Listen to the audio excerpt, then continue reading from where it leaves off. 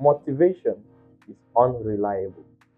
It comes and goes like the weather. But consistency is your shelter.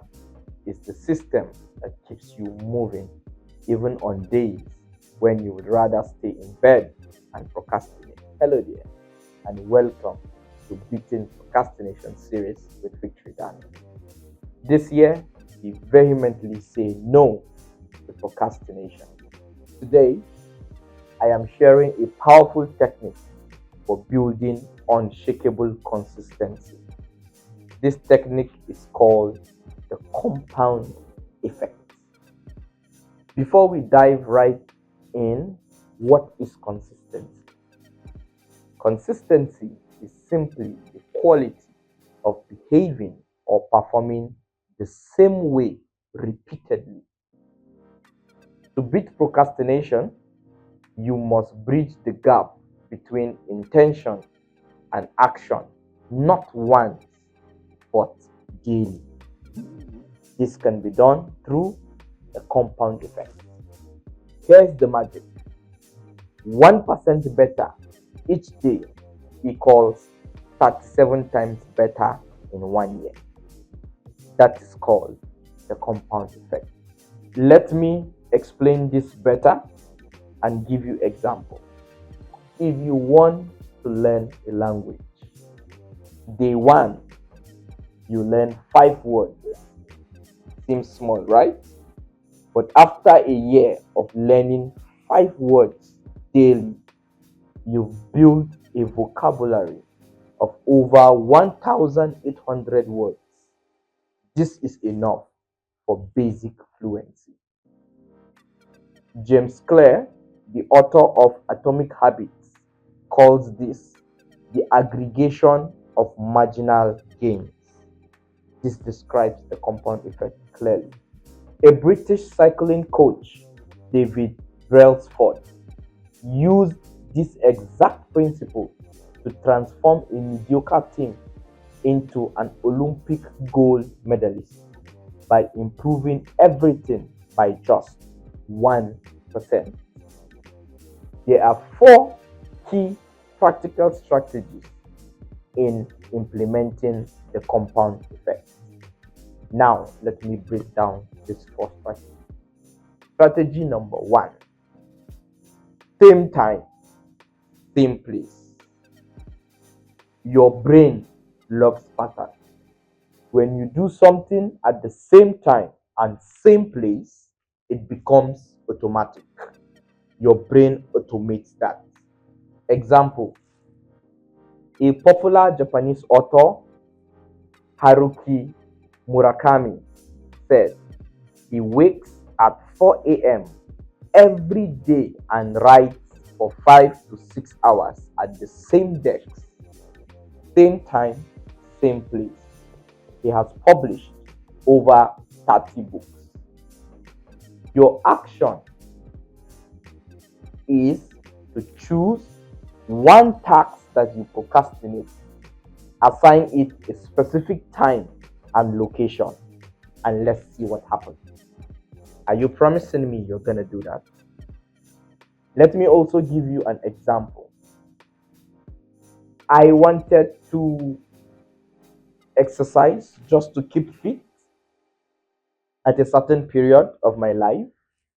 So, what I did was I am going to exercise every 6:30 a.m. I will go to the gym. The gym was just right beside my house. I will go to the gym every 6:30 a.m. in the morning before I begin preparation to go to work. Same time, same place. I became used to it. That in days when I travel, it's different for me. Another example: I know someone that wanted to have time to write books, pen down their thoughts. So I advised the person, what time do you usually eat your dinner? He said 8 p.m. So I told him, every evening at the kitchen table before you serve dinner. Write down your thoughts for the day before you eat. So, you see, this is the combination of same time, same place, and attaching it into your routine, into a system. So, this specifically removes decision fatigue. When should I do it? Where should I do it? You've already agreed on the time and the place. Strategy 2, habit stacking. This is attaching a new habit to an existing one, similar to building your routine around a system. An example is I will perform this new habit after I have done the old one. For example, after I pour my morning coffee, I will write in my journal for 5 minutes. So I want to start writing. So after I pour my coffee, I will write 5 minutes, then I finish my coffee. Another example, after I sit down at my desk, I will complete the hardest task first. This one is I'm sharing with you practically because I have done this and this particular one has worked for me. When I sit down at my desk behind my computer, I begin with the most difficult task for the day when I am refreshed and when my mind is thinking very fast. Another real life story, I know a friend that struggled to read consistently and he stacked. After I get into bed, I will read one chapter before I sleep. 1 year later, she read 24 books, which is more than what she read in the previous 5 years combined because of habit stacking. Strategy 3, track your progress. How will you know if you're progressing if you don't track it? Tracking creates accountability and reveals patterns. Tracking your progress shows how far you have gone and it encourages you to keep moving. Practical ways you can track: a simple wall calendar with check marks, a habit tracking app, or a notebook with daily tallies of what you have done and how you did it. Just daily tallies works. And now we are in a modern world that we have a lot of applications that can help you in tracking your habits in case you don't want to use the notebooks and pen. This works because after 10 days of doing it again and again, and you have a streak of doing right that you haven't break any you haven't broken any streak, the chain becomes something you want to protect. For example, I was using Duolingo to learn a language. Anytime I see my streak has been marked, I don't want to break it. So at all costs, I make sure I attend my sessions, I do the classes, I do the activities so that I won't break my streak. Strategy 4, celebrate small wins. Your brain releases dopamine when you achieve something, but only if you yourself acknowledge it. Most people wait for big achievements and miss hundreds of small victories. For example, when you say, I want to work out for 20 minutes every day, and you finish a 20 minutes workout, don't just move on. Pause and say, I showed up today and I achieved. You can give yourself a small fist bump just to yourself. You can reward yourself by, all right, I will treat myself to a drink or your favorite cookie, something that you would show that you have acknowledged you are celebrating a win. It sounds silly, but neuroscience confirms that this wires your brain to associate the habit with positive feelings. When I started writing, I celebrated each completed paragraph with clapping for myself.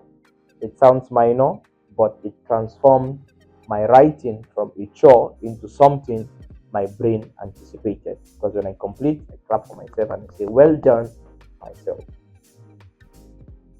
Let me give you a practical example to bring all the steps together for you to build consistency. For example, you want to learn a new skill. Let's say coding. You want to learn how to code. Number one, same time, same place.